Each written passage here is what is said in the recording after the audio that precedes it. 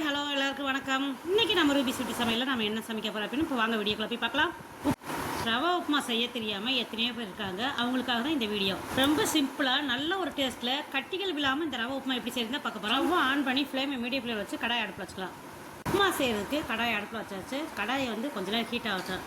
அதுக்கப்புறம் நமக்கு தேவையான அளவு ரவை எடுத்து கடாயில் போட்டு 2 நிமிஷம் 3 நிமிஷம் நல்லா வறுத்துக்கலாம். இப்போ மெஷர்மெண்ட் கப்பில் இந்த கப்பில் 2 கப் அளவுக்கு நான் ரவை போட போகிறேன். இந்த 2 கப் ரவையில் உப்புமா செஞ்சோம்னா நாங்கள் 2 பேர் சாப்பிட்றதுக்கு கரெக்டாக இருக்கும். நீங்கள் சாப்பிட்றதுக்கு தகுந்த மாதிரி நீங்கள் ரவையோட அளவாக சேர்த்துக்கங்க. ரவை வறுக்கிறதுக்கு 2 டீஸ்பூன் அளவுக்கு நெய் ஊற்றிக்கலாம். நெய் அப்படி இல்லாட்டி எண்ணெய் கூட நீங்கள் ஊற்றிக்கங்க, அது உங்களுடைய விருப்பம். ஃப்ளேமை மீடியம் ஃப்ளேமில் வச்சு இந்த ரவையை 2 நிமிஷம் அப்படி இல்லாட்டி 3 நிமிஷம் வறுத்தா போதும். அதாவது ரவை வந்து சூடு ஏறுற வரைக்கும் வறுத்தா கரெக்டாக இருக்கும். தாளிக்கிறதுக்கு இப்போ நம்ம என்னென்ன எடுத்து வச்சுருக்கோம் பார்த்தீங்கன்னா, ஒரு பச்சை மிளகா 2-3 கிள்ளி வச்சுருக்கோம். குழம்புக்கு போடுற கடலைப்பருப்பு, கருவேப்பிலை, பெரிய வெங்காயம் சின்ன சின்னதாக கட் பண்ணி வச்சுருக்கோம். சுடுதண்ணி பக்கத்து அடுப்பில் ஹீட் பண்ணி வச்சுருக்கோம். ரவை வறுத்தாச்சு. ஸ்டவ் ஆஃப் பண்ணிவிட்டு இந்த ரவையை இன்னொரு பாத்திரத்துக்கு மாற்றிட்டு அதுக்கப்புறம் இதே கடாயில் நம்ம உப்புமா கிண்டிக்கலாம். உப்புமா தாளிக்கிறதுக்கு ஸ்டவ் ஆன் பண்ணி ஃப்ளேமை மீடியம் ஃப்ளேம் வச்சுக்கலாம். கடாயை ஹீட் ஆகட்டும். ஹீட் ஆனதுக்கப்புறம் சமையலுக்கு நம்ம எந்த எண்ணெய் யூஸ் பண்ணுவோமோ அந்த எண்ணெய் தாளிக்கிறதுக்கு தேவையான அளவு ஊற்றிக்கலாம். ஊற்றின எண்ணெய் காயட்டும். காய்ஞ்சதுக்கப்புறம் கடவுள் நம்பருக்கு ஒரு 1/2 டீஸ்பூன் வரைக்கும் போட்டுக்கலாம்.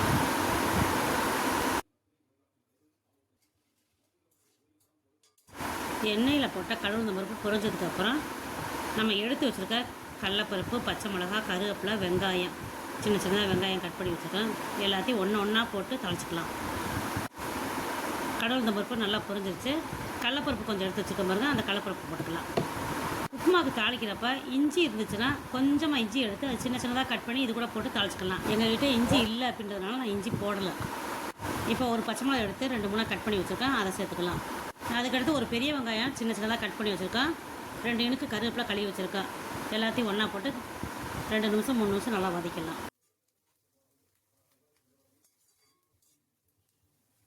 வெங்காயம் இந்த அளவுக்கு வதங்கினதுக்கப்புறம் வறுத்து வச்ச ரவையை இது கூட சேர்த்து 2 நிமிஷம் நல்லா வதக்கலாம்.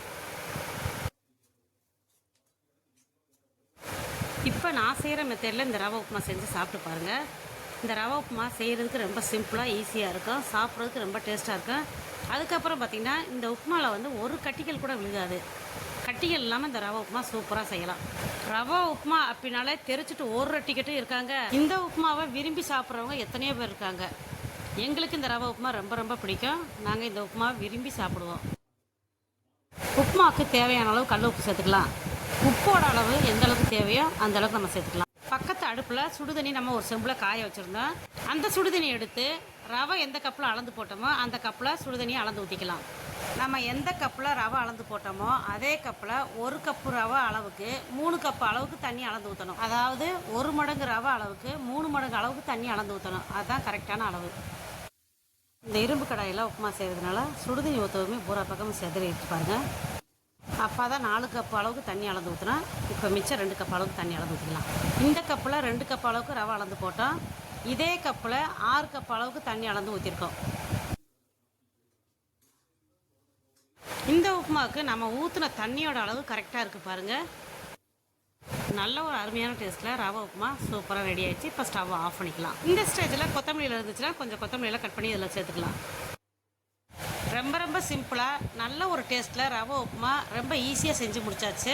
இந்த ரவை உப்புமா தொட்டு சாப்பிட்றதுக்கு சக்கரை வச்சு தொட்டு சாப்பிடலாம். அப்படி இல்லாட்டி தேங்காய் சட்னி அரைச்சி கூட நீங்கள் தொட்டு சாப்பிடலாம். அது உங்களுடைய விருப்பம். ரொம்ப சிம்பிளாக இந்த உப்புமா கூட செய்ய தெரியாமல் எத்தனையோ பேர் இருக்காங்க. அவங்களுக்காக தான் இந்த வீடியோ. ரவை உப்புமா நீங்களும் செஞ்சு சாப்பிட்டுட்டு எப்படி இருக்குன்னு கமெண்ட் பண்ணுங்கள்.